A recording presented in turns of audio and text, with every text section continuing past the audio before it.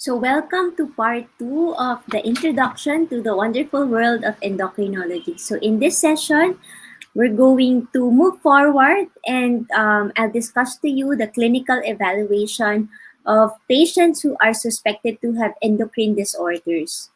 No, so for this part of the lecture, we're going to apply the principles of endocrine testing. So when evaluating patients suspected to have endocrine disorders, it's very important to get a complete history, review of systems, very important, as well as family and social history, because a lot of endocrine syndromes actually have a familial predisposition. So some patients, even with just your history, no, a complete comprehensive history, you can actually be able to arrive at a clinical diagnosis, no, even without the biochemical testing yet, no, and you could actually proceed to treat your patients, no, especially if the clinical symptoms are already very suggestive of your endocrine disorder. So in the physical examination, look for manifestations of hormone excess or deficiency. So for example, based on your history, you're already suspecting, let's say, hyperthyroidism. And then when you proceed to your physical exam, then you can specifically look for manifestation of hyperthyroidism, no?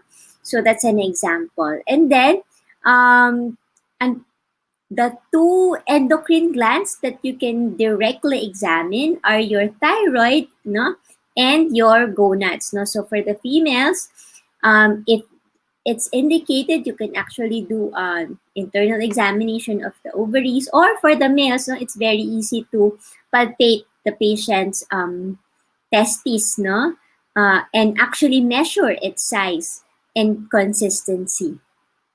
Okay, so it for the endocrine system, it's very important to look at the patient from head to toe. No, unlike for example in pulmonary, mostly we focus our examination of the lungs. For cardio, mostly, I'm not saying you just examine the heart, but mostly we focus on examining the heart. But in a patient suspected to have an endocrine disorders, since most endocrine disorders will affect the body as a whole, you really have to look at the patient from head to toe.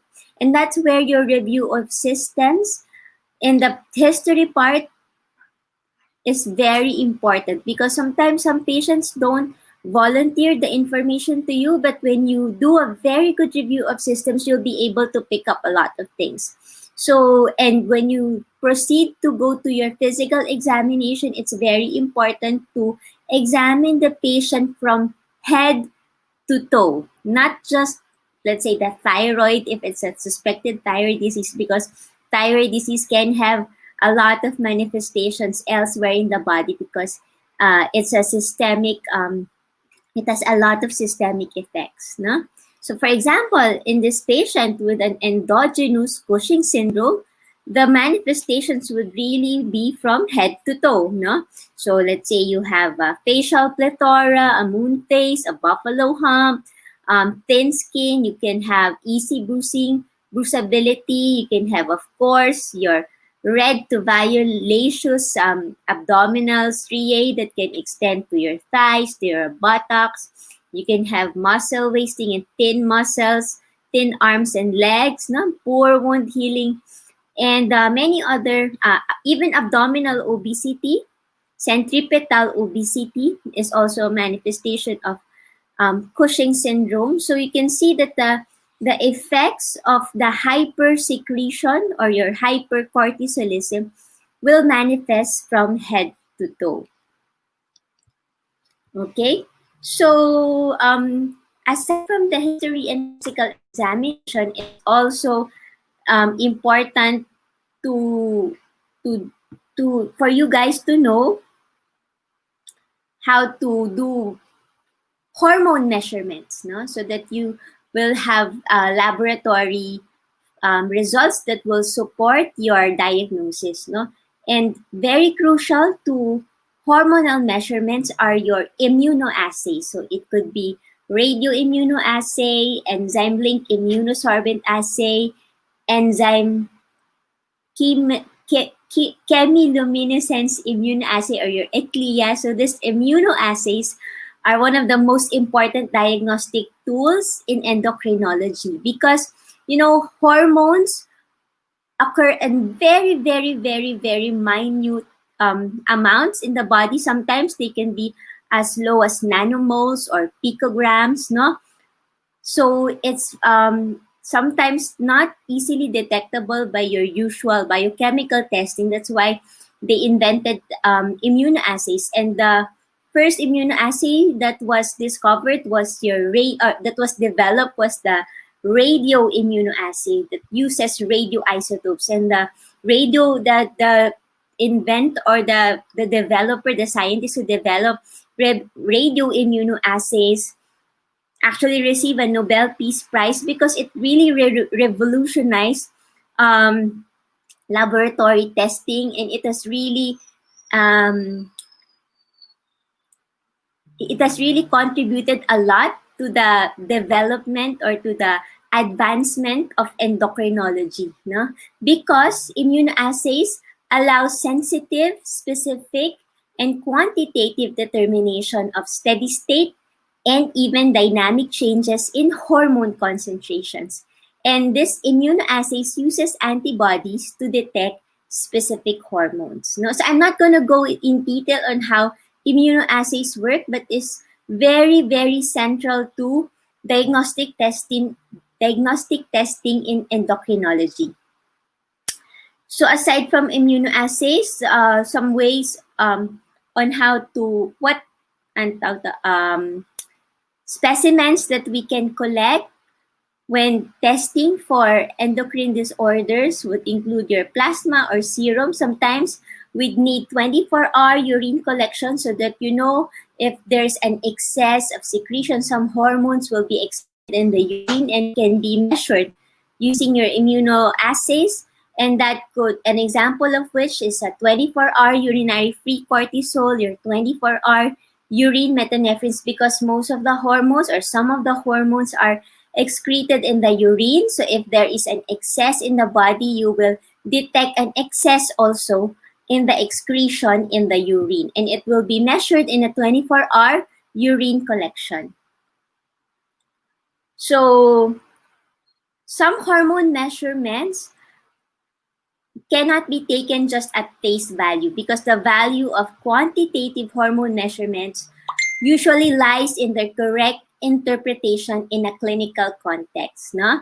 So for example, your interpretation of your hormonal levels can depend on many things. No? For example, the normal ranges can be affected by the sex and even the age of the patient. So for example, IGF-1 the normal level will be different in the young population because you will expect higher IGF levels because they are still growing, as opposed to the elderly, which will have relatively lower levels, but it will be normal for their age. No? Gonadal hormones will also differ based on the sex. No?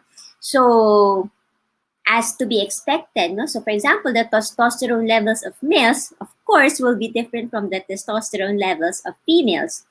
And hormonal levels can also be affected by our body's cycle. So for example, your menstrual cycle will affect the levels of your gonadal hormone. So for example, your luteinizing hormone will have a different normal value in the follicular stage or even during the ovulatory phase of your menstrual cycle. So it has to be interpreted in the context of the menstrual cycle.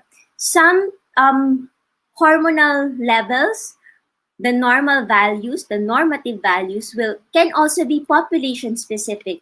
An example would be, let's say, the thyroid function test in pregnancy. So the thyroid function test in pregnancy in the United States will differ from the thyroid function test normative values in pregnancy in the Philippines and may also be different in India. So it's very important to look that up, what you have in your country, because it could be population specific. The diurnal pattern of hormones can also affect the normal range. So for example, the normal value of cortisol during its peak levels between 8 to 10 a.m. will be different as opposed to its nadir, meaning the lowest point in its secretion in the body around the time of the onset of sleep. The normal value at that time will also be different. So it has to be interpreted in the context of the patient's diurnal rhythm. No? So it's not, we don't just look at the values, we also correlate it with the patients and take into consideration these things or these factors. Aside from basal hormone testing, so now I'll proceed to discuss basal hormone testing. Basal hormone testing means you get a spot specimen of the blood or the urine, and then you test it in the laboratory, as opposed to dynamic hormone testing. In dynamic hormone testing, usually we either try to stimulate hormone secretion or suppress hormone secretion. So it's a dynamic hormonal testing as opposed to just basal. So later on, I'll discuss to you dynamic hormone testing, but for basal hormone testing, we just get the blood. We don't give anything to stimulate or suppress hormonal secretion. So an example would be, so basal hormone testing can help us tell whether this patient has a central or secondary hormone hypersecretion, no? Hormone hypersecretion or hyposecretion. So usually the problem lies either in the hypothalamus or in the pituitary. If it's a primary hormone defect, usually the defect is in the target organ. So an example is, for example, this is remember your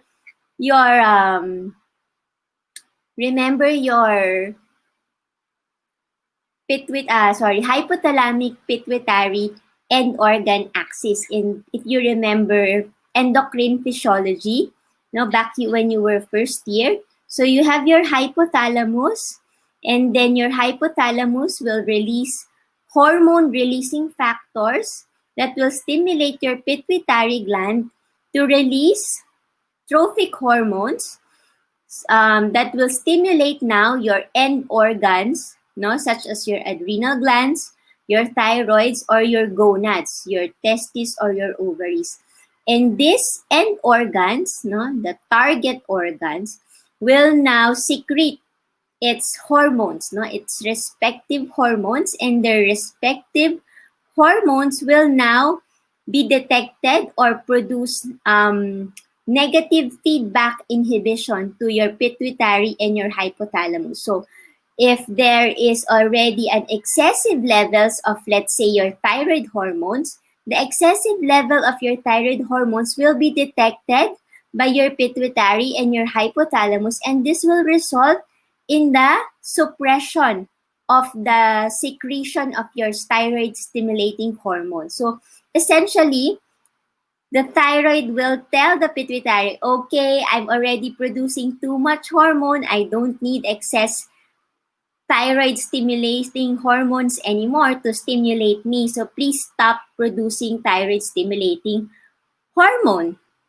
So, so I hope you understand that the negative feedback mechanism. Later, I'll explain again in more detail, but essentially, so for example, you have low, let's say, cortisol. You have excess cortisol from your adrenal cortex. So you have elevated hypercortisolism.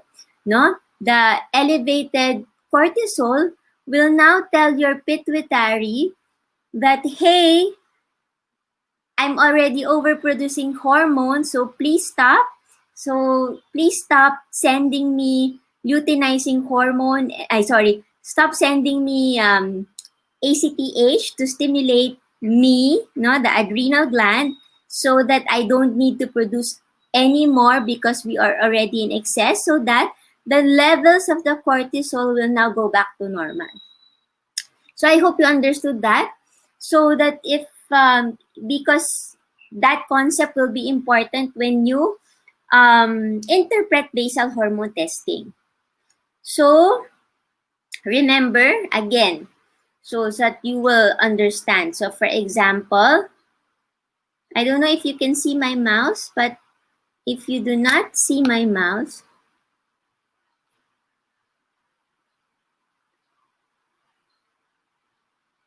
so can you see that? I hope you can see that. So your hypothalamus will produce a hormone-releasing hormone. So if it's the hypothalamic pituitary axis, the hypothalamus will secrete your thyroid thyrotropin releasing hormone, or TRH, no? And that TRH will now stimulate your anterior pituitary to release thyroid stimulating hormone, and your thyroid stimulating hormone will now attach to your thyroid cells in the thyroid gland, and the thyroid gland will now start to produce your T3 and your T4. And if you now, the T3 and T4 will now be sensed by your anterior pituitary, and it will suppress now more production of your TSH, so that there will be no excessive stimulation of your thyroid gland and excessive production of your T3 and T4. Okay? So let's see what happens. If, let's say, you have a patient and you extract the patient's blood and determine the patient's TSH and T4 and T3, and you would like to interpret it, no? So for example, your patient's laboratory result shows an elevated T3 and T4 and a low TSH, no? What do you think this patient has? So an elevated T3 and T4 and a low TSH, no? So where do you think the problem comes from? Okay, so most likely the thyroid gland is producing excess hormone, no, causing your pituitary to decrease its production of your TSH. So this is what we call primary hyperthyroidism. Meaning primary, the problem is in your end organ. Okay, so the problem is in your end organ. So what if your patient has an elevated T3 and T4, and then the patient also has elevated TSH? So where do you think the problem is coming from? So you have elevated T3, T4, and also an elevated TSH. So this is what you call central hyperthyroidism, meaning either from the hypothalamus, but usually it's the anterior pituitary. So the anterior pituitary is now producing excessive thyroid stimulating hormone. So if there is excessive thyroid stimulating hormone, you now have the thyroid now will produce excessive T3 and T4, no?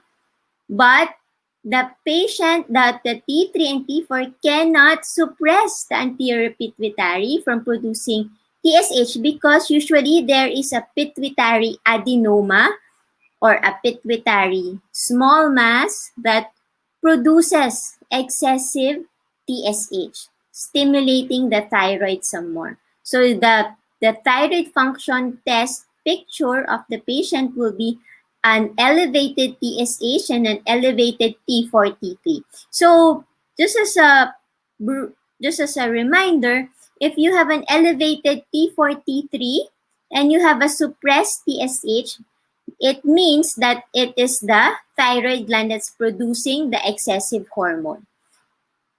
If the TF4 and T3 is elevated and the TSH is also elevated, it means the pituitary is the one that is producing the excessive TSH, stimulating your thyroid gland to produce more T4 and T3. So that's your central or your secondary hyperthyroidism. What if it's the opposite, no? If your T4, let's say your patient's thyroid function test shows a low T3 and T4, so what do you have? You have hypothyroidism. So what kind of hypothyroidism does your patient have? Is it primary hypothyroidism or is it central or secondary hypothyroidism? So to find out, you need to take a look. Again, you need to take a look at the TSH. No? If your thyroid gland is not producing enough T3 and T4, causing a low level of thyroid hormones, what will happen to your anterior pituitary? Your anterior pituitary will now try to produce more TSH in order to stimulate your thyroid gland to produce more thyroid hormones. So the anterior pituitary will detect that, oh no, our thyroid hormone levels are low. We need to produce more TSH so that the thyroid gland will wake up and produce more T3 and T4. So what do you expect? Your TSH will be elevated. Okay? So if the TSH is elevated and the T3 and T4 is low, it means the problem is the thyroid gland itself. So you will have primary hypothyroidism. Okay? Primary hypothyroidism, meaning the problem, the hypothyroidism, is coming from the thyroid gland. What if your patient has a low T3 and T4 and a low TSH as well, or an inappropriately normal TSH? So normally if your T3 and T4 is low, you expect the TSH to be high, but in this case, no, the TSH is low as well, or sometimes normal. So the TSH is inappropriately low or inappropriately normal. So you will expect, so most likely the problem comes from your anterior pituitary. So that's what you call secondary or your central. So this is wrong. This is central hypothyroidism. Okay? So meaning the problem is the anterior pituitary. It's not producing enough TSH and therefore the thyroid gland is not receiving enough thyroid stimulation from your TSH from the pituitary. So if the thyroid gland is not being stimulated, you don't have enough production of T3 and T4, resulting in hypothyroidism. So this is what we call central or secondary hypothyroidism. Sometimes you can also have defects in the hypothalamus, but it's difficult to detect because we really don't have assays that are readily available for TRH. So usually we just lump them together and say it's central, no? Except if you have obvious defect in the hypothalamus, but usually we just lump them all together, and also because the treatment will be very similar as well.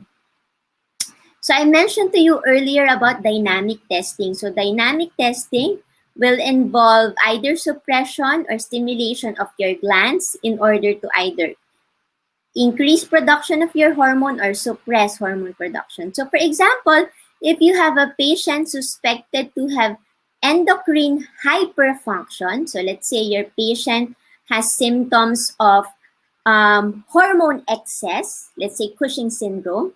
So we do suppression tests. We try to suppress the hormone secretion. If it's not suppressed, it means there is really overproduction of your thyroid hormone. Now, if you are suspecting endocrine hypofunction, meaning the gland is not producing enough hormone, we try to stimulate it to see if the gland is really not functioning very well.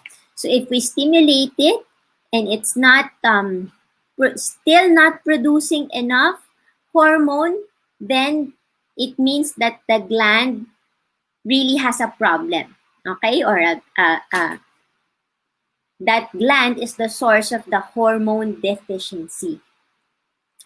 So this is an example of how we apply the negative feedback system to a clinical setting by doing a dynamic hormone testing. So as an example, I'd like to illustrate to you the dexamethasone suppression test. So we usually do this for patients where we suspect endogenous Cushing syndrome or excess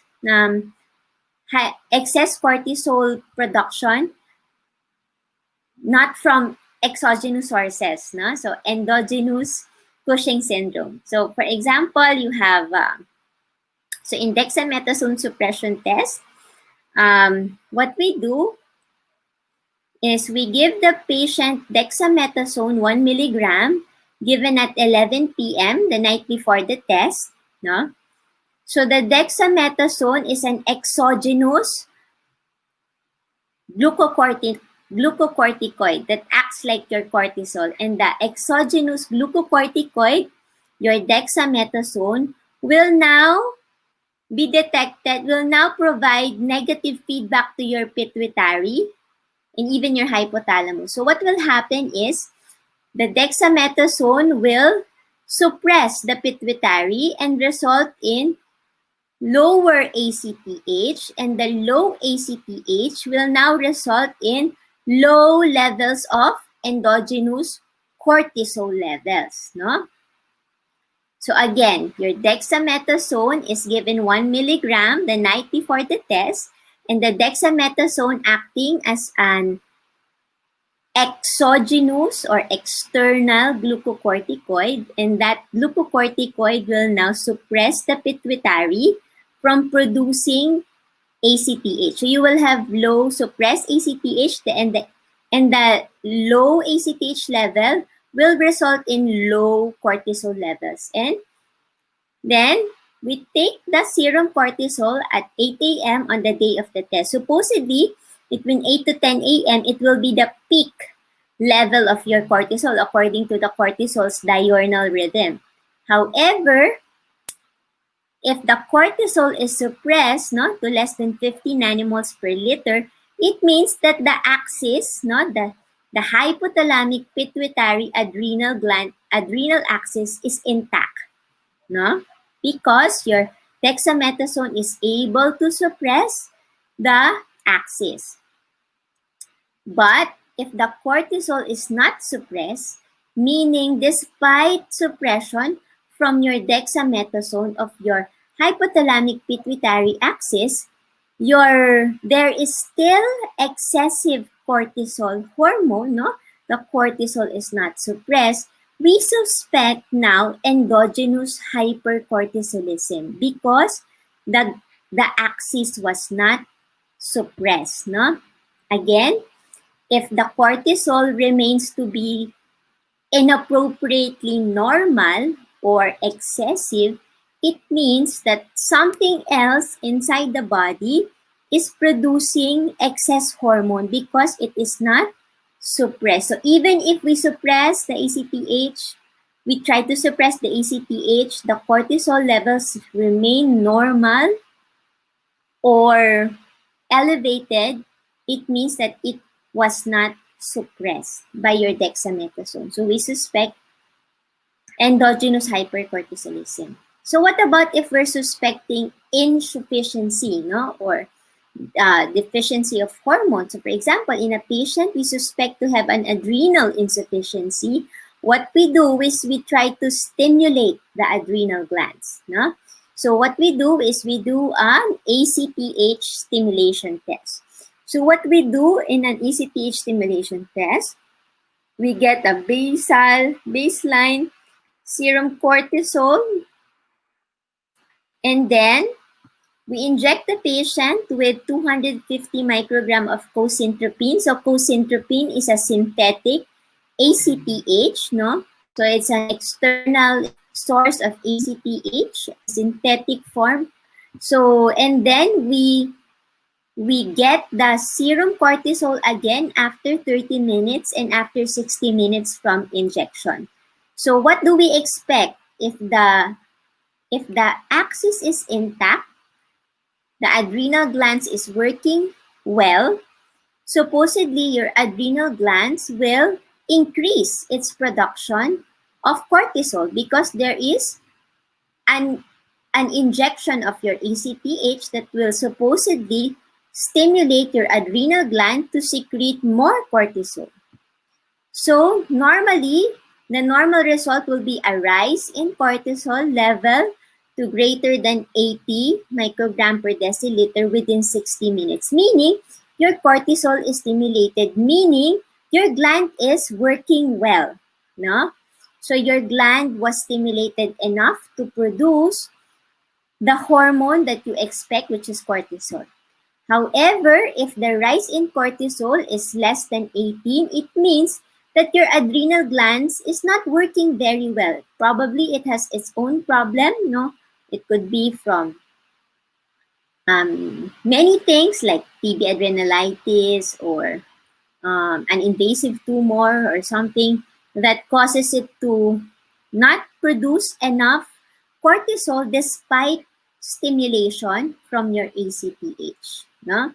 So it means that the adrenal gland is defective or the source of the adrenal hormone insufficiency. So that's the end of part 2. So I hope you were able to understand the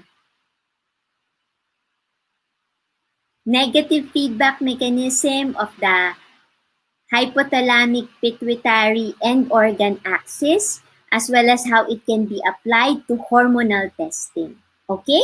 So if you have any questions, if the lesson is not clear to you, I will be more than glad to explain it again during our class discussion if anything is not clear or not. Or you can also take a look at your Harrisons for more in-depth explanation of the things that I discussed earlier. Okay, so see you on part 3 of this lesson for the week. Okay, bye-bye.